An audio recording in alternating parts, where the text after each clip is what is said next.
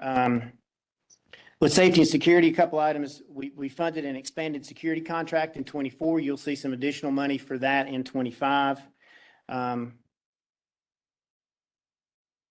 Funding for operators and employee training, that's currently underway and will continue. De-escalation training, for example. CATS Connect is being stood up, which is focused on assisting unhoused and persons in crisis by directing them to available resources within our community. Expand Transit Ambassador Program. And so that is, for those that have been to the airport, and there's always someone you can kind of walk up to and ask questions to, and they can help point you in the right direction. That's what this ambassador program is for. It's a version of that for our folks on bus and rail, and we're expanding that to as much as we can within the next year to continue that assistance to riders. State of good repair. That's a fancy way of saying the maintenance of both our buses, rail, and our facilities. We've executed a multi-year contract with Siemens for the maintenance of our entire 42-car LRV fleet. And thanks again to CTAG support last year and the MTC's and City Council support. We've ordered 71 replacement buses and 55 STS vehicles, and that's continuing. So we've just now started taking ownership of some of those, but we've placed those under order and are starting to get them in. And the valuing employees, focused on recruiting and retaining a workforce size to support service levels. We reduced vacancies from approximately 20% to approximately 10%. So that's roughly, if you look at the size of our workforce, roughly decreasing our number of vacancies from 140 to about 70 approximates. That's outstanding. CATS is the third department in the city I've worked for, and I think out of all the other two, 70 vacancies would be, or 10%. Let me say it that way: 10% vacancy rate is really good. That's taken a lot of work. It has also led us to what we are calling now kind of our new base operating budget. And so that is a budget that's focused on valuing employees, recruiting employees, retaining the absolute wonderful staff that we have, promoting from within where we can. And so that is, you'll see that has led to some increased operating costs, but well worthwhile. TMOC, which is Transit Management of Charlotte, so that's our bus operations, is also focused on filling bus operator and mechanic positions, and they are now staffed to support our current service levels. So they either the operators that they have or the operators coming through training now will get them to the service levels that we have set for them. And we started the e-Service Academy. And again, this is ongoing to focus on training hard to fill positions within rail and bus operations. So that was kind of looking back to the present and to the future. This is now looking present and then ongoing into the future.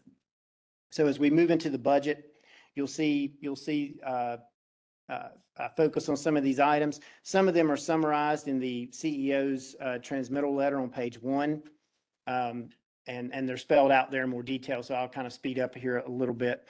Microtransit, Better Bus, which is just a fancy way of saying improving bus service, optimizing bus service. A fare study, which is getting ready to be underway. As I mentioned in the previous slide, we are continuing with safety and security improvements. These are improvements that were both, suggested and needed from both our riders and our operators and staff. Continuing to focus on employees, again, recruiting and retaining a great workforce. New revenue initiatives and partnerships. We're constantly looking for ways to maximize the scope of revenues that we have. I know I was chatting with a few of you before the meeting. So the revenue stream that CATS has now, with a few changes, has been the revenue stream CATS has had for its entire existence. And so, we're looking at, and some of that is because of the legislation that established CATS and those type of things, the things that North Carolina says you can do as a city department. And so, but we're constantly looking at ways that we can maximize revenues within the authority that we have. Something that's getting ready to kick off or is actually underway too is an aptitude peer review. And that's that's a professional association that's coming in, and they're going to look at safety, security, paratransit, and rail operations. So ridership, I will say, I'll touch on this at a very high level. Page 16 of our SOP book does go into some more detail about what we're projecting over the coming year. Ridership has continued to increase since the return to work. It has increased approximately 50% on bus and more than double on rail since return to work, but we're still about 34% below pre-pandemic. And I had looked at this. So if you look at that from a ridership and a revenue perspective, it's a marked difference if you look at the 3 years kind of pre-pandemic, the 3 years of pandemic, and then now as we're coming out of it, it basically is a valley. It's a hill, a valley, and then now you're starting back up the hill. And the good news is we are increasing. It is going back up. Our revenues are increasing. Our ridership is increasing slowly. And that's without a fare increase. So we have not increased fares in the distant past. We're not recommending increasing fares next year. And so those increases in revenue are due to an increased ridership. You want to have questions now? I'm happy to take questions as we go. And I have to notice the bus ridership and paratransit ridership. It appears that there was a decrease in ridership even before the pandemic. Have you been able to get your finger on the reason or the background behind that?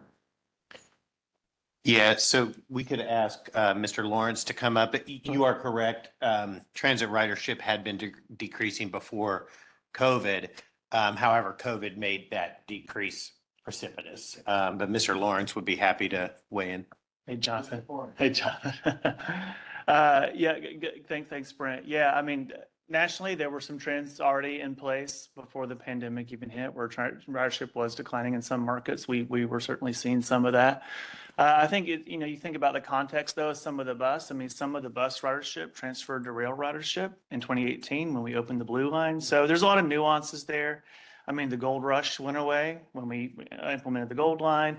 We no longer operated the UNC Charlotte shuttles for a bit. So there's other pieces in there that's not totally attributed to like the shared economy and things like that were affecting ridership across the country. So yeah, there was something there, but we are looking at focusing really on that kind of return and seeing like, it's a new day.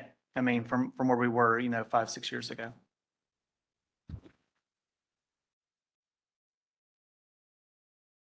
I believe that we also track reliability on time. Yeah. So one thing. So what we've been tracking, so making sure that we're all speaking the same language. What we've been tracking over the last year, 2 years, we call missed trips. And so I think you'll remember about 2 years ago, we were seeing missed trips, or some in the media called it ghost buses, right? Everyone's expecting the bus to be there and it just doesn't show up. It's a missed trip. That sort of hit its high point at about 9 to 10% in 2022. So last year we focused on recruitment, retention, and really that was being driven by lack of operators. There weren't enough operators to run the schedule. So we looked at recruitment and retention. As Mr. Howell said, we've halved that vacancy rate. And the last 3 months, missed trips have been under 1%. And so what we saw as we were able to recruit, retain more employees, it started to steadily decline. And now we're at a point that we think is really indicative of sort of pre-pandemic levels.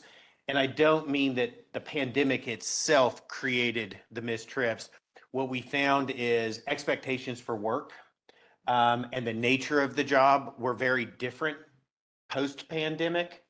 And so we had to be responsive to that, and we had to start responding to those concerns and the expectations of employees. We have done that, and we've seen missed trips significantly decline down to a point of under 1%, so close to zero. The other thing that we're starting to look at is on-time performance. Now, on-time performance is a little bit different than a missed trip in that the bus is late, right? So it arrives, but it doesn't arrive on time. As we look at on-time performance, that can be driven by lack of staffing. But the other thing that we see across our network is on-time performance can also be heavily influenced by the route. So if it's a very long route through the core of the city, for example, it's very hard to meet OTP, on-time performance measures. So as we look at it, we're doing several analysis to look at the routes and make them more efficient, to really set it up for the operator to succeed. It's really no fault of the operator, right? I mean, sometimes I guess it could be, but it's really the conditions out on the road. Traffic, that's exactly right. And so we're looking at traffic and looking at the routes. Now, long-term with better bus, we would also be looking at technology improvements that would help with OTP, things like signal prioritization, dedicated lanes, those kinds of things. But the first step is to look at the routes and make sure that they're not designed in a way that just makes it impossible for an operator to hit the schedule. Thank you, Brent. Thanks, JL. So now I always like to present the budget as two sides of a coin, right? So now we're going to talk about the first side, which is our the revenues coming in. So touch briefly on the sales tax, and then talk more about the revenues in general. I will say, if you want to see all the, I know occasionally folks will say, show me all the details of the revenue. Well, we do that on page 23 of the book. It's down to how every different type of revenue that we receive and different types of fares. And so the next slides are very much rolling that up into a something a little easier to digest from a visual standpoint.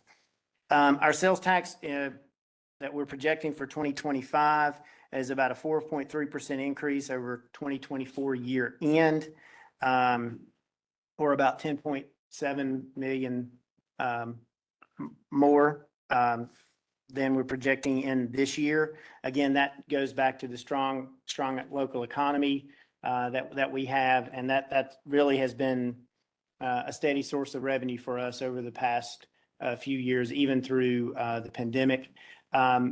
As is our financial policies, we do not budget all of that for operating. We do put some back into reserves, and so that's the difference between the 165 and the 155 trend line.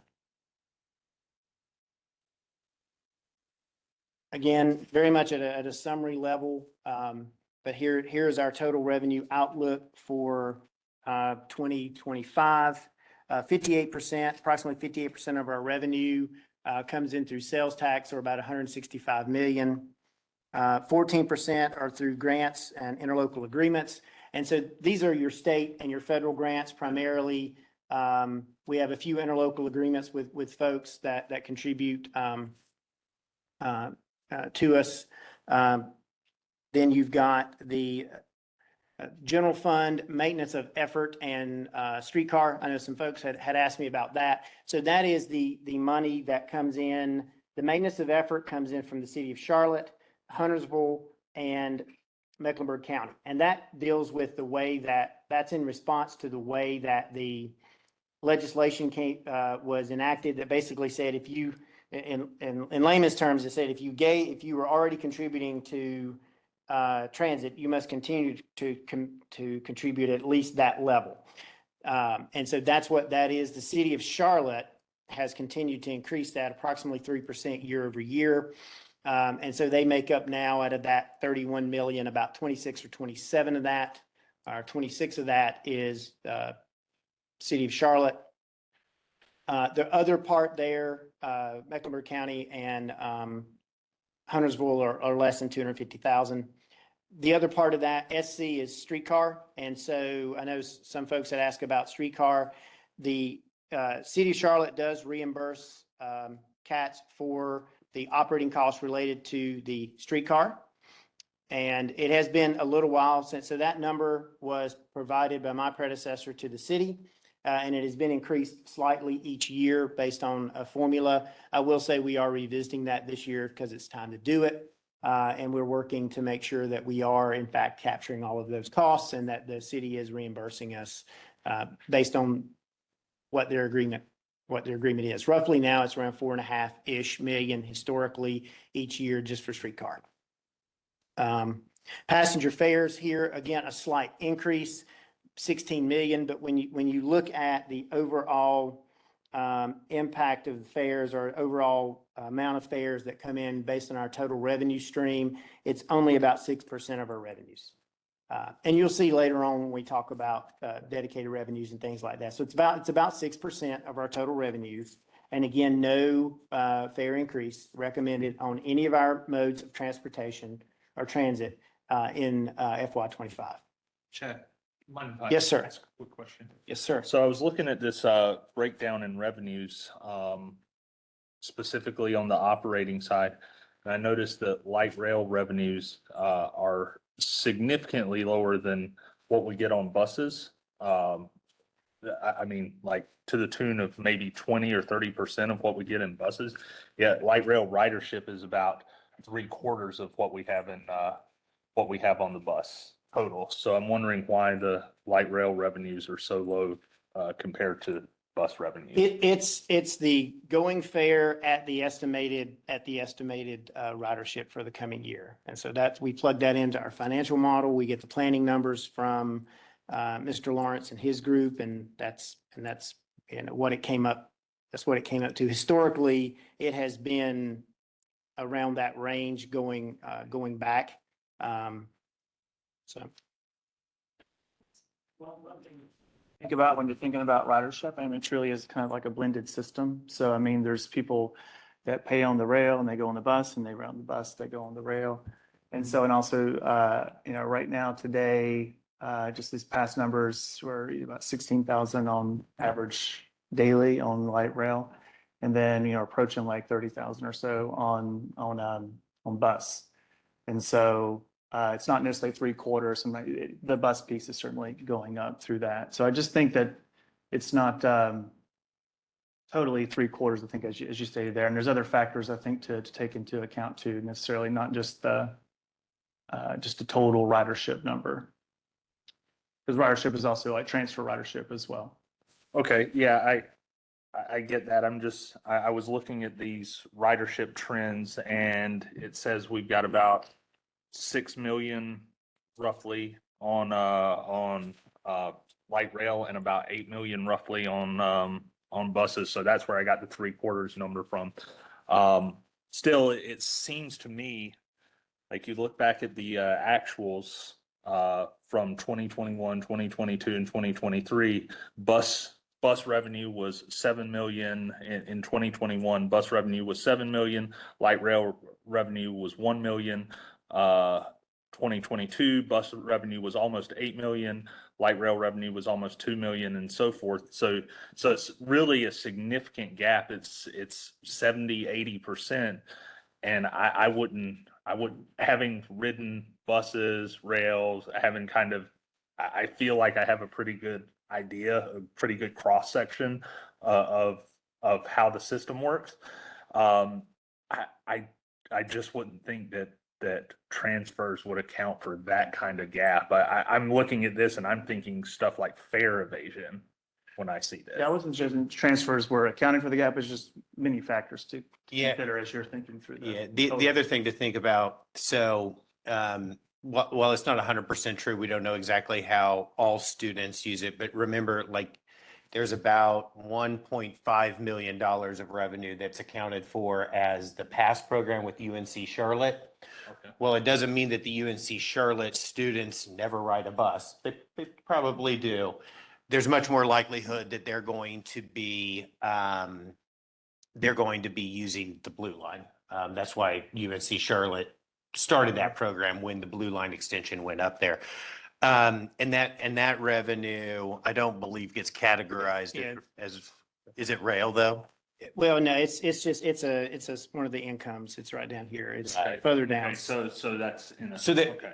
But to Mr. Lawrence's and Mr. Howe's point, there are some things that make it hard to do exactly sort of the apples to apples comparison. But to your point, our rail system is an open system. It was designed that way. It was built that way. And most light rail systems are open systems. The reason for that's unlike like a subway system. So an open system means, in effect, you can board, it's the honor system on whether or not you pay. There is no turnstile that you have to go through to access the system like you would think about like a subway system in New York or even Atlanta. That would be called a closed system. So does fare evasion exist? Yes. Have we started thinking about how we can better manage that? Absolutely. And going back to the safety and security components, especially on the security side, one of the ways that we or transit systems manage an open system is you do fare enforcement blitzes along the Blue Line. And so, yes, you have fare inspectors every day, but they'll never be on every train and approach every rider every day. That's just that is an unrealistic expectation. So what you do is you do fare blitzes, and so that riders can know that it may not be today, but it will be tomorrow. I need to pay my fare. The other thing we're looking at is sort of what happens and how we approach the CATS Pass app. Because what we see, and anyone in our safety security group will tell you when they go out on a fare blitz, what happens is someone in a uniform boards a train.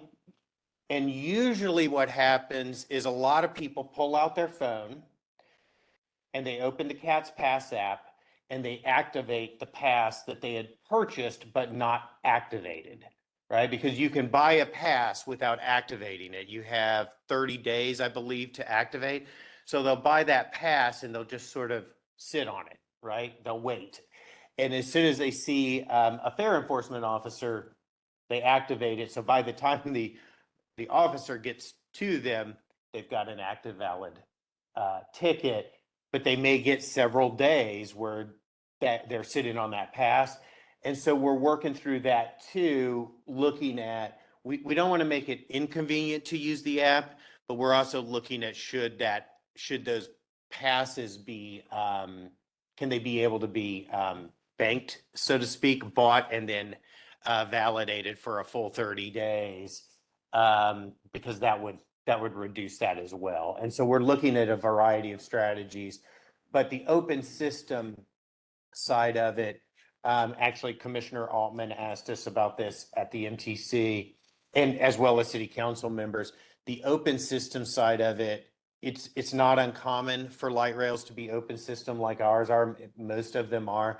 And it would be very, very difficult to make if not impossible, to make our system a closed system, simply because of how it's designed and where it goes. It could create safety concerns beyond the cost. It could create safety concerns where people, because the system is at grade, if we were to try, even if we could, and there are some platforms that we could not enclose with a turnstile, but even if we could enclose every platform, you may get people trying to walk along the track to come up onto the platform, because you just can't enclose the entire system because it's at grade and literally runs across city streets.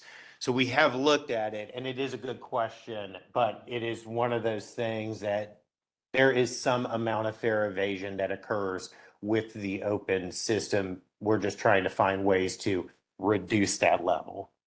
I would suspect also that closing the system would also have a potential impact on ridership and on revenues, fare revenues. It certainly would. Closing the system could reduce ridership for sure. And it also, it could create some other unintended consequences that we haven't really thought about. But because of the nature of how the Blue Line was designed, I think it would be very difficult. It would certainly be very, very expensive. And I don't know that there would be any way to truly close the system. But so we look at how we create less fare evasion in other ways. Wouldn't you say that probably the better approach is more ticket inspection on the trains rather than trying to close the system? Yeah. I've rode a number of light rail, commuter rail systems around the country, and it seems like they have perhaps more fare inspection than we do here. So that. I think that's true. The other thing that we've seen and that we're looking at is I think historically fare inspection has been viewed as a security or policing function. There are several transit systems that are looking at fare inspection as more of an education approach, right? Because I know in my own personal life, and I usually am tempered in how I have these conversations with people. They say, oh, they find out I work at CATS. I don't tell them what I do. I just say I work at CATS. And they say, oh, the Blue Line's so great. It's so great that it's free. And I say, whoa. I said, well, but it's, hold on. This is an education opportunity. So we do think that there are, yes, there are some security. Fare inspection is a security function, but it also can become an education function. And we're looking at how we transition that to address both, not just fare inspection as a security or safety and security function. And one point, getting back to the other discussion we had about ridership, isn't part of the equation the fact that we have so many more bus trips available? And we have oogles and oogles of bus routes out here. We only have one Blue Line. So can't really expect the rail to meet the level of the bus because we have so many more buses and routes. Yeah, buses are the backbone of our system, really of every system. And they are, and as JL said, as Mr. Lawrence said, I apologize. As Mr. Lawrence said, there's just a lot more trips and activity on buses, which is to be expected. There are also folks who may pay their fare on a bus, but then transfer over to the Blue Line and back and forth. And so it gets a little bit murky. We do track fare box revenue by mode, but some of that gets a little bit murky as you have transfers. And we do have a relatively high number of transfers in the system. I think our transfers are somewhere around 22%. And so that's a pretty high, we have a high transfer system. And so, when you're doing that, especially transferring from bus to rail and vice versa, that fare revenue gets a little bit murky because it's really the point at which you paid it, not exactly what modes you used during your trip. I have a question about just, again, trying to figure out how to phrase the question, but generally speaking, if the price goes down, more people will ride. And have we talked about, or studied sort of either lowering the price or making it free to increase ridership? Yeah, so there's a lot of debate about free. I think that after the pandemic, there have been some pretty large transit systems that have experimented with free with mixed results. Some have moved away from free, others have maintained free. Every action we do with fares has pros and cons or consequences. Now, 6% of the revenue. right. And so what I would say is what we're looking at as part of this year's budget is the fare study. Mhm. And what the fare study will do is take a look, it's really looking at all the fares that we have across all modes. And it's really looking at a couple primary things. One is, how do you simplify fares? Our fares, we have a lot of different fares and they're confusing, right, to the customer. And that confusion, right, if you look at it and say, well, I don't know if I need a one ride or there's so many different fares and passes across the modes that it becomes confusing. So we're trying to simplify it. The other thing that we're looking at is how do we be mindful about introducing equity into our fares. That doesn't necessarily mean free, but it does say simplify the fare structure and create a fare structure that is equitable, which is not the same as same fare for everyone or free. And so that's what they're looking at. And we intend to come back this year with start the study and hopefully be able to report initial recommendations this calendar year or early next calendar year to really take a look at fares. But the fair study also includes looking at peer systems and comparable size cities to see lessons, what lessons they may have learned that we can apply in. Yes. Yeah. That will be completed by. Ms. Prizzuti? Preliminary recommendations by the end of the calendar year and then we'll wrap it. So our hope would be to incorporate any fare changes and its impact on revenues into next fiscal year's budget. And back to Chairman Parker, when we started, that's, if you look at 23 without going through all the detail, again, you see different options called passes and things like this. So it's also going to be looking at all of that, the fares, the passes, the agreements that we have for different things with different entities, service reimbursements, all of those things together to see what's the best structure that we can have for all of those. Right now, the city of Charlotte and UNC Charlotte participate in what we call a pass program. They make all access passes available to their students or employees. We would like, and Commissioner Altman has talked about this, she would also like those programs to expand.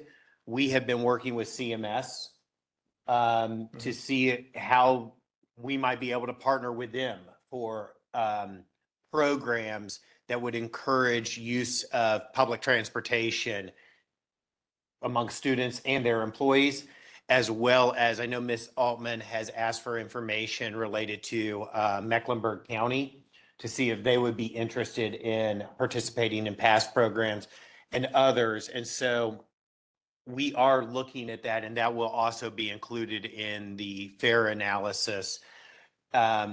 With that will also then be marketing or efforts to try to get others to participate in those programs.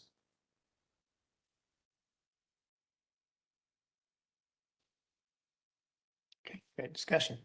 Go ahead and move on. Now I could talk about two coins, go to the other side of the coin now. So this is the our operating expense side of the budget. Just a couple of things to point out here. We touched on the first one earlier. So dedicated transit revenues are low compared to peer cities. In other words, when you look at the types of dedicated revenues that CATS has available to it, when you look at some of our peers, not just the dollar amount, but maybe the options that are available, we're kind of limited with that. So that's something that's just, again, the overall funding structure for CATS has not substantially changed since its inception. National and local labor trends, it's costing us more to bring folks in, just like it is anyone else. The local unemployment rate, when I looked at it last, was about 3.7%. So that's the market we're working in. We've touched on a great discussion, national ridership patterns, needs post-pandemic, reduced fares. Again, I think anyone that drives in, right, you see Monday, Tuesday, not as much traffic. It's sloping up. Wednesday, it's a bell-shaped curve, right? Well, ridership, it's not exactly that, but as more folks are certainly working from home throughout the week, even though we're back in the office. Skip ahead, aging system and infrastructure. We continue to invest heavily in maintaining the assets that we have, both the rail cars, the buses, vehicles, facilities. We've jump ahead a little bit into the capital program. You know, we have and will continue to do a lot of work on our facilities. parking decks, platforms. Also our facility, number of facilities need the roofs looked at, things like that, bridges. So we have a very robust inspection and maintenance program on those. Capital costs have risen. We saw this, that's not just specific to cats. I saw this when I would present on the capital program within water. It costs more to build anything now than it did a few years ago. And so we're seeing that as part of our budget as well. And of course, regional growth, we are, as you can see by the map, we're not just to the city limits. We're not even just to the county limits. We extend into or have partners with numerous surrounding counties. So the details, again, this is very high level. The details, if you want to get into that, are on page 24. Gets down into like a divisional level breakdown of some items, but in summation, the bulk of our costs go across only a few areas. Personal services, so that's the cost of employees, salaries and benefits. Operating expenses, so this is everything: pens, paper, pencils, fuel, maintenance costs are in there. City administrative costs, that's what the city pays to the that's what CATS pays back to the city for certain things that they do for us. For example, certain treasury functions, certain HR functions, certain IT functions. City does those for us. We have a component of those, but those are really citywide initiatives that we are part of.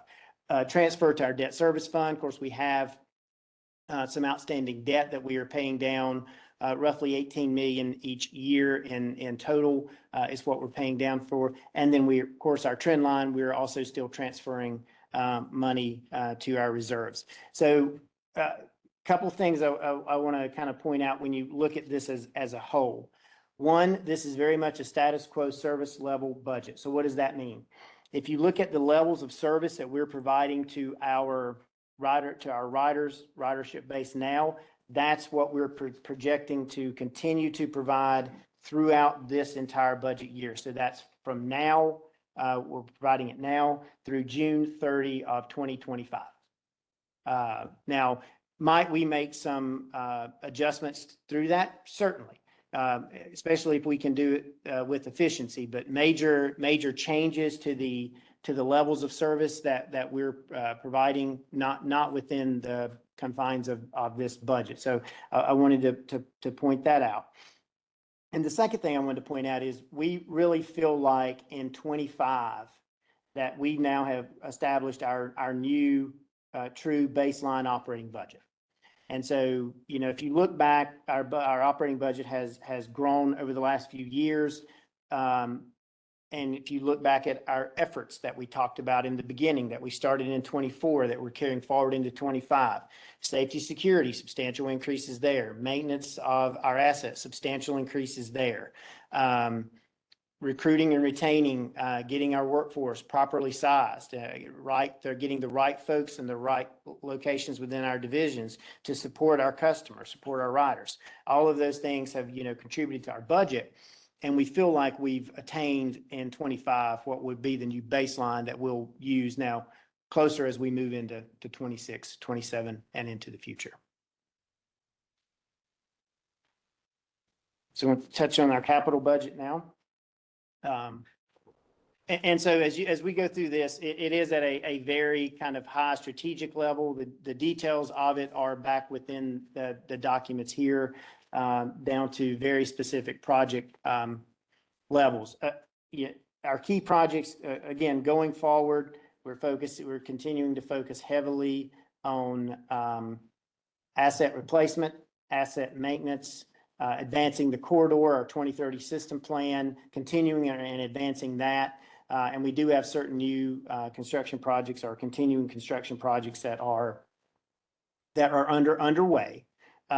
What I will point out about our overall capital budget, you're looking at about across the spectrum here. Let me back up. What's not on the screen here, we don't show it here, but it is very much what our folks have to work with, are what we call carry forward projects.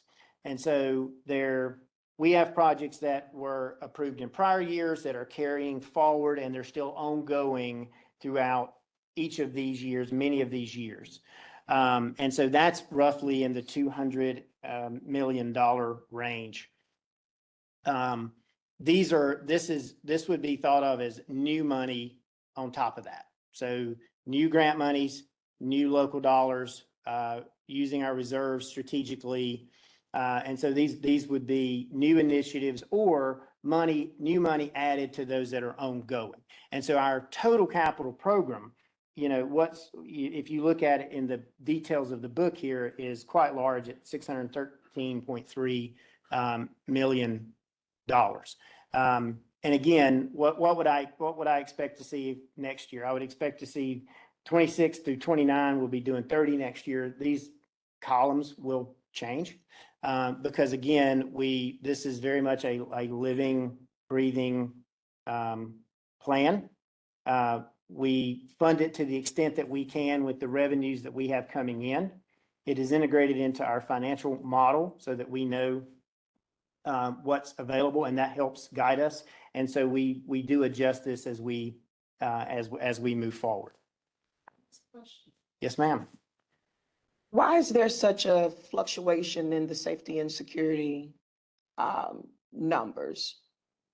As far as the 52 million there for the fiscal year of 2027, and then you've got 112 million, and then I see for 2029 there's only 82 million.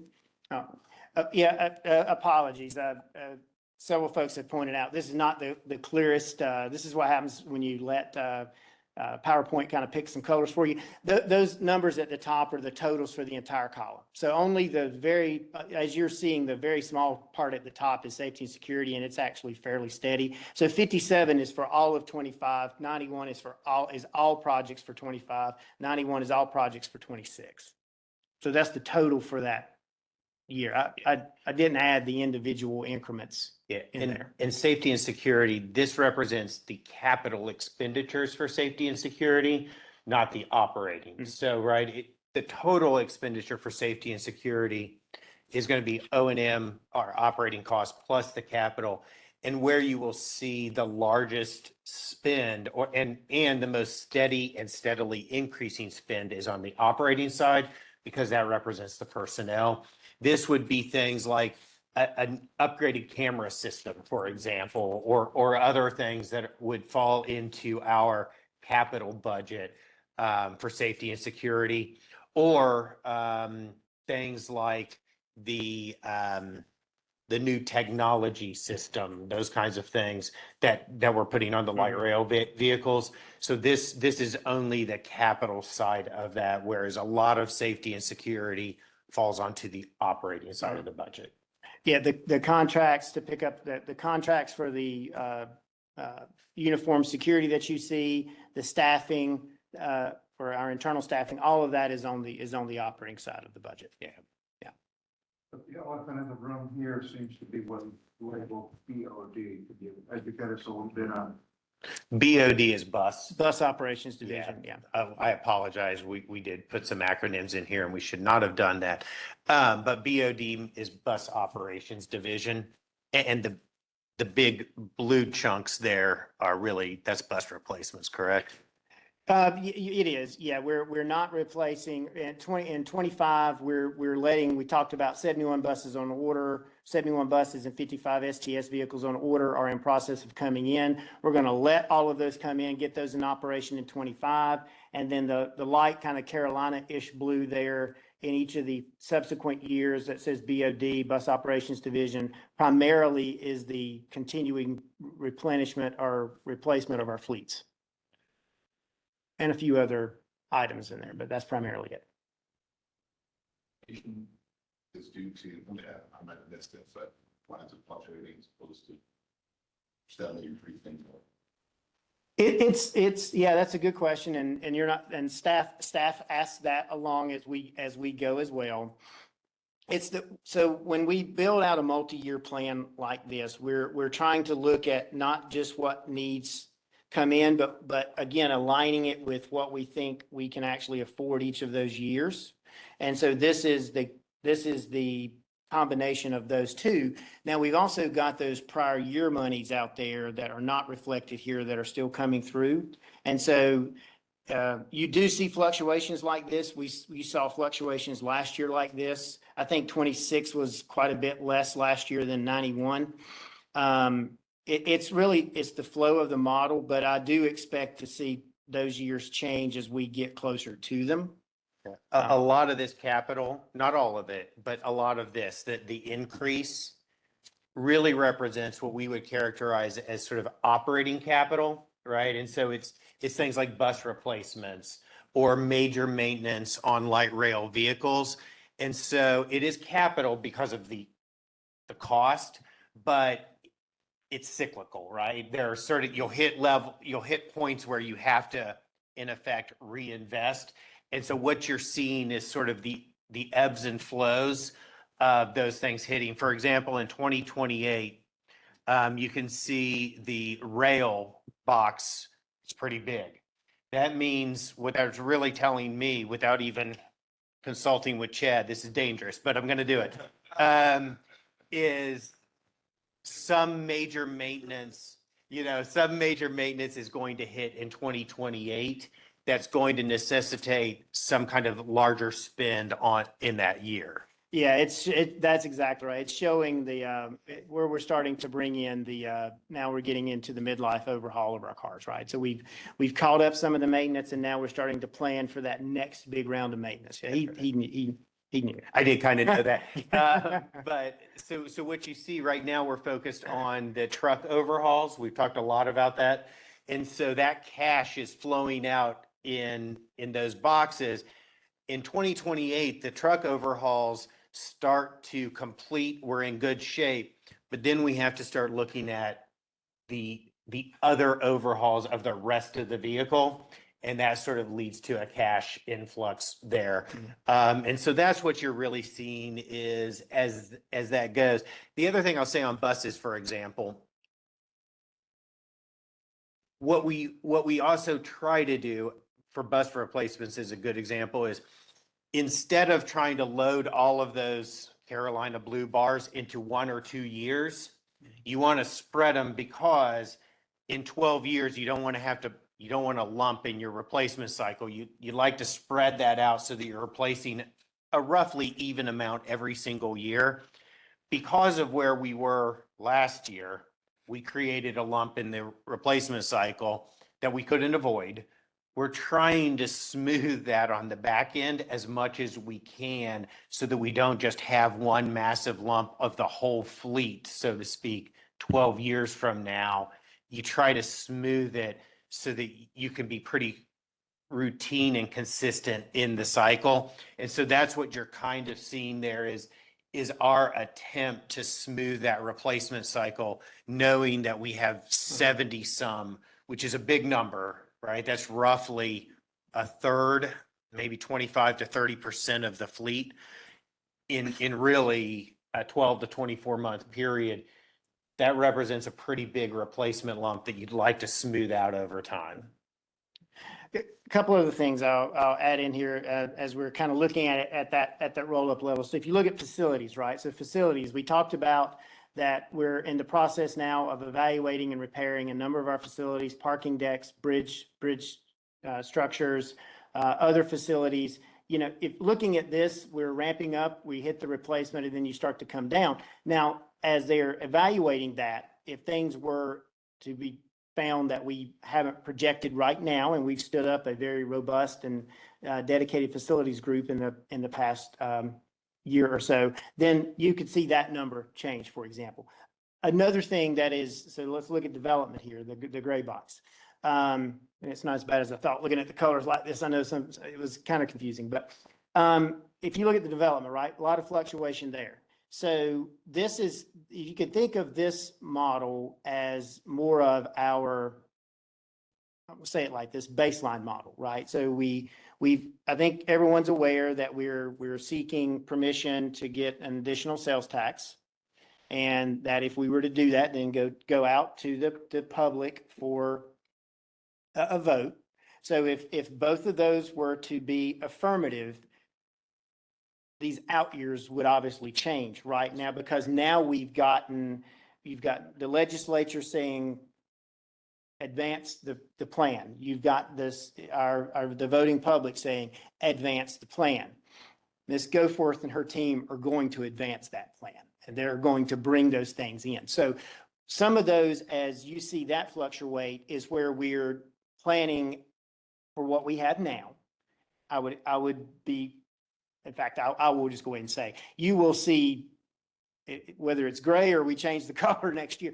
If those things start to come to fruition in a positive way, you will absolutely see this plan change as we begin to move out of, where we are now and into ramping up to continue the work on those projects that are going to be part of that. So it's very much a living document. So hopefully we get positive news on both of those. And in a year or so, you'll see these numbers much, much higher.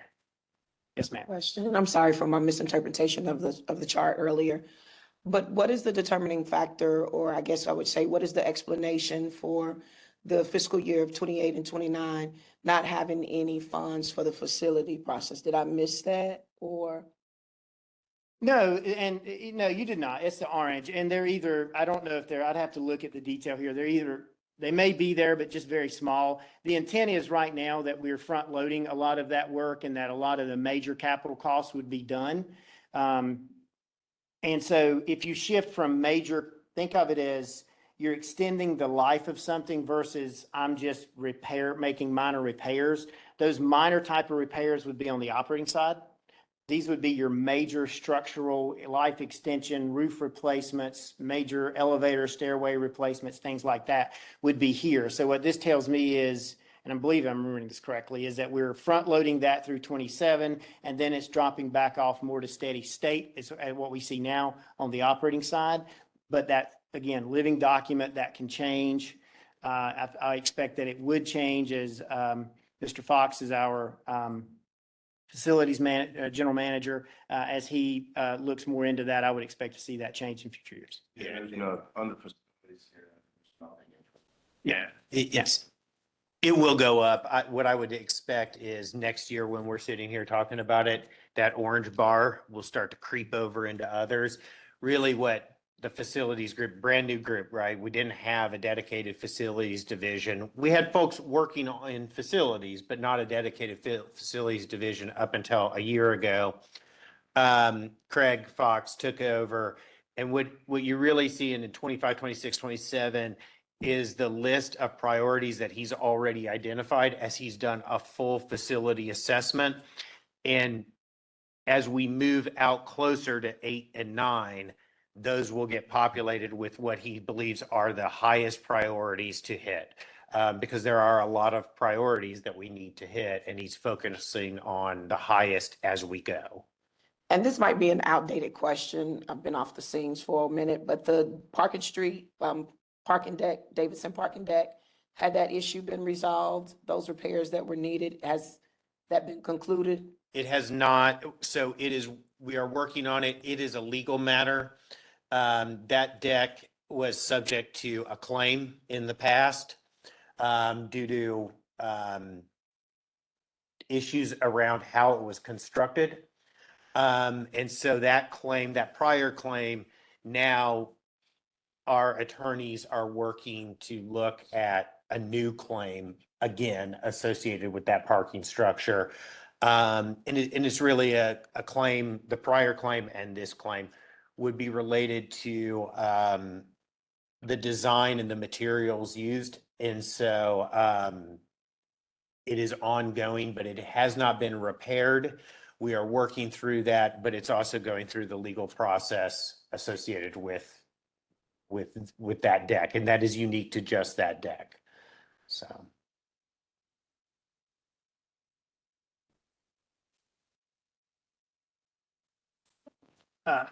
Before I do that, just real quick, debt service, I don't have a slide for that, but again, we're not planning to issue any new debt service in 2025. We will revisit that in 2026 related to the probably Carolina Blue Line there as far as procurement of buses. That's always a good place we can look at financing, but no new in 2025. I didn't want to point that out. I touched on it earlier.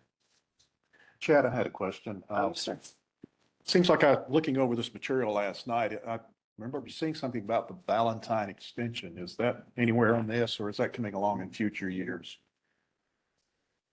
On the light rail side. Future years and Oh, future funding. Okay. Yeah, that would be future, that is part of the 2030 plan. And that would be, like you said, future years, future funding. Question. I mean, page 7 of the, I got this one. Page 7 of the packet. This is an observation, actually. The last 3 items, the percentages seem a little wonky. Those year-over-year changes.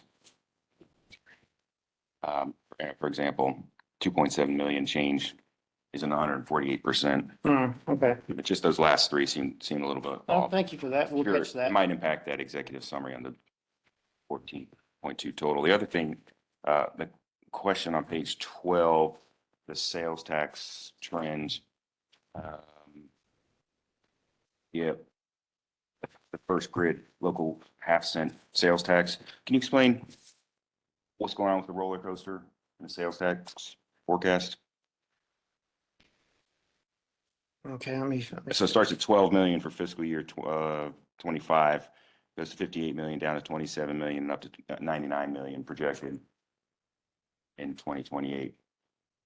Oh, that is, okay, so that's the investment, that's the part of the local sales tax or prior year savings that we're using to fund the capital program, right? So that does fluctuate based on the total amount of projects. And so that's one of the things that we look at when we talk about, so you know, your capital plan is 2 parts, right? There's what there's what staff says we need to look at to advance and continue the work we do. And then there's the parts of it that we can afford to actually do because we're physically constrained as all agencies are. And so the local half-cent there is where we're looking at. So in other words, we need $12.3 million of sales tax money in 25 to fund.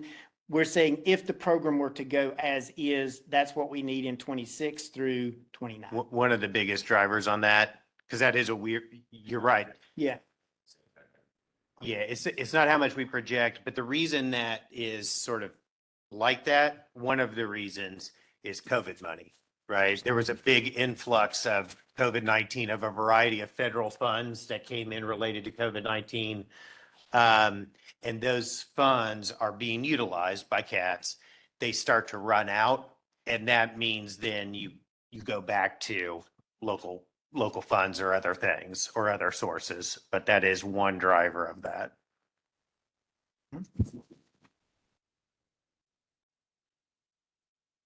Okay.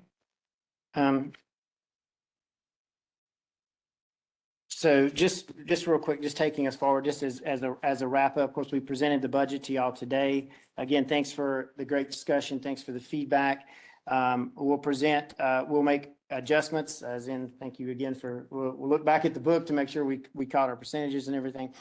We'll present a revised budget and present to MTC next Wednesday. And so, Mr. Chairman, at this point, what we're looking for is the CTAG's concurrence on the budget and recommendation to MTC for consideration and adoption. Okay. All right. I guess first thing, do we have any more questions from the members before we take this vote?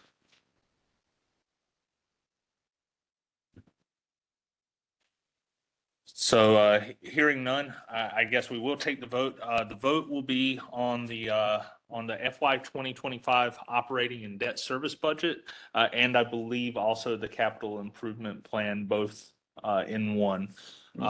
So we'll be voting to agree with what was presented here and pass on to the MTC. So having said that, I didn't mess anything up there, did I? I'm going to, Yeah, okay, yeah. So, all right, so with that being said, first off, do I have a motion to approve? I'll make the motion. All right, Mr. Wheeler, do I have a second? Okay, thank you. All those in favor, say aye or raise your hand. Any opposed? Say no. And it looks like the ayes have it. So the budget is passed, or excuse me, recommended to the MTC. Thank you, Mr. Chairman. And with that, that'll bring us to our other business. Does anyone else have any other business that they'd like to bring up before we adjourn? Sure. So, good morning, everyone. I just wanted to introduce you really briefly. I've already communicated with our CEO, David.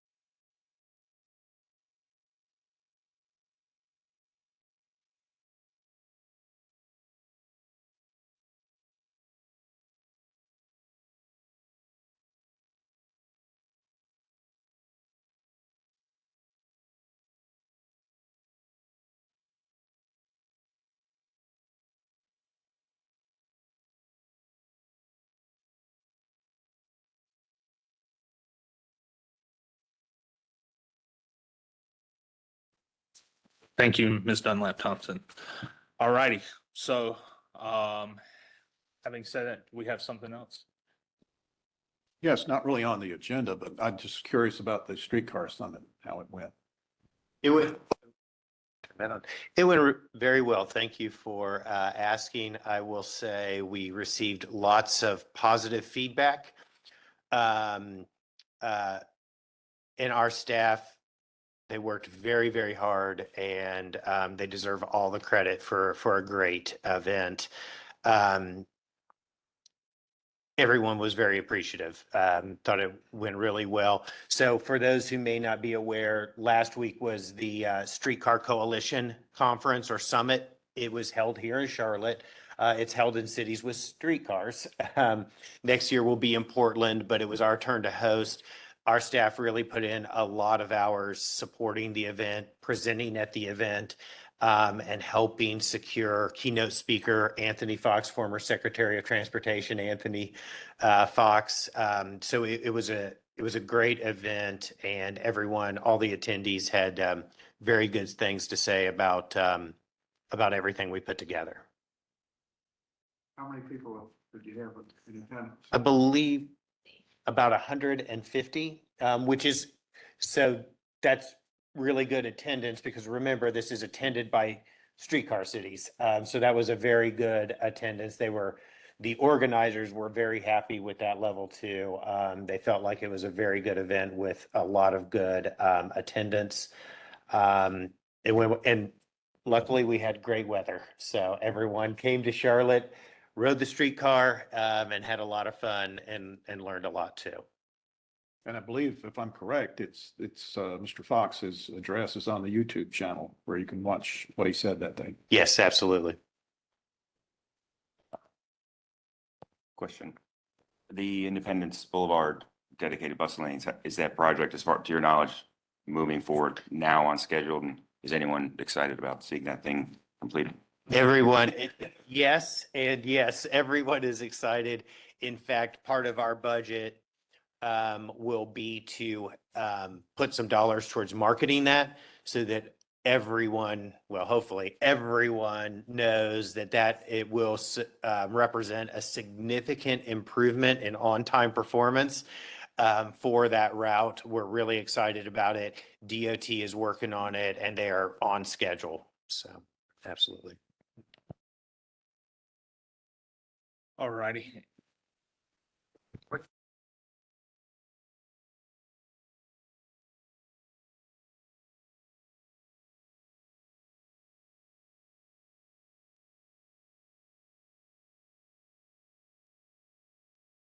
Any chance of getting a presentation on that at a future meeting?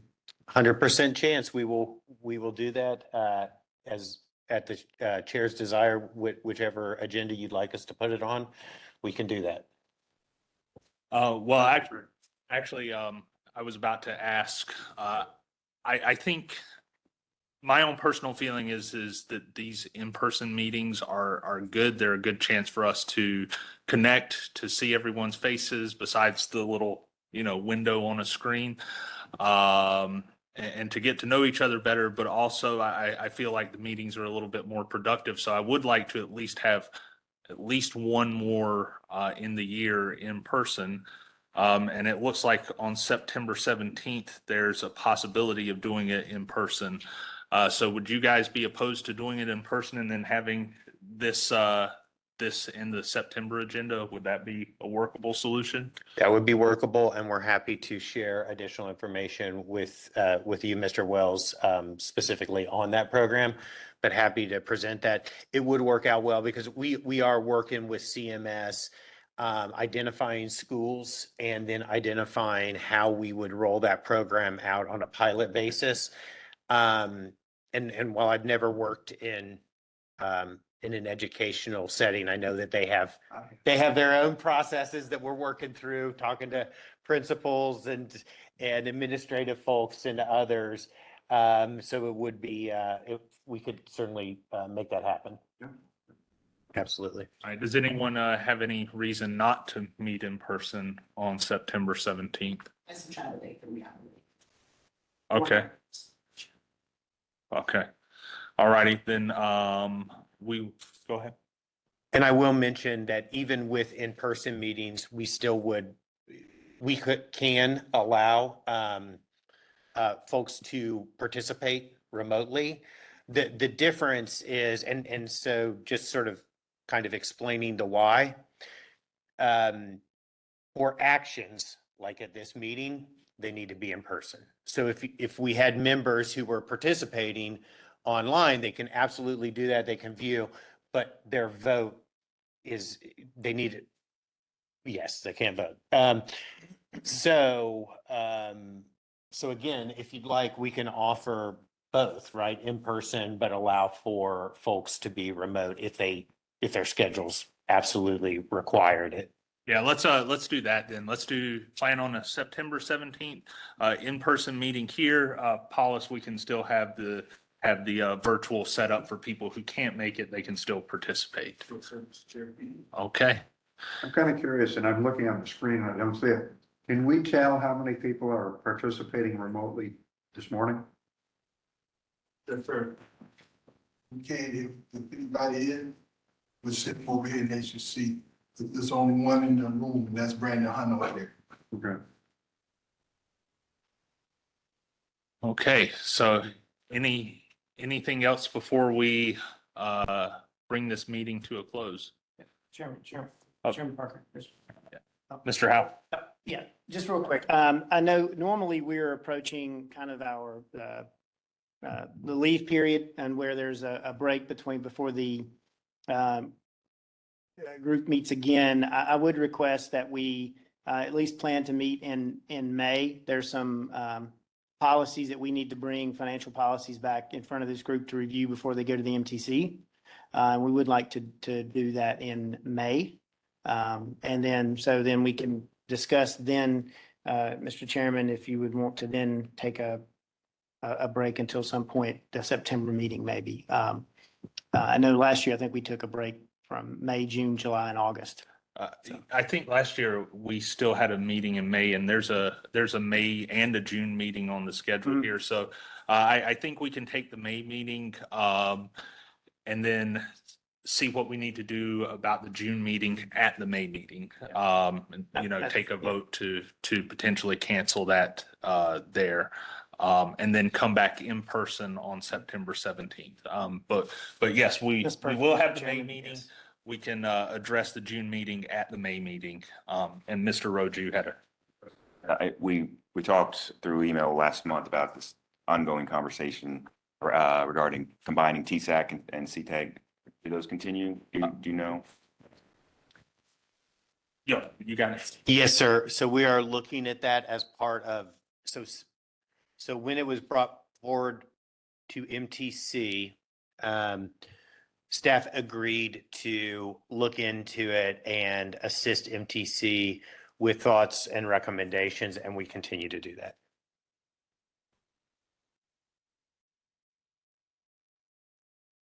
All righty. Any saved rounds? Oh, by the ways. All righty. Well, with that, that brings us to our last agenda item, which is adjournment. So do I have a motion to adjourn? All right. Do I have a second? All those in favor? All right. Have a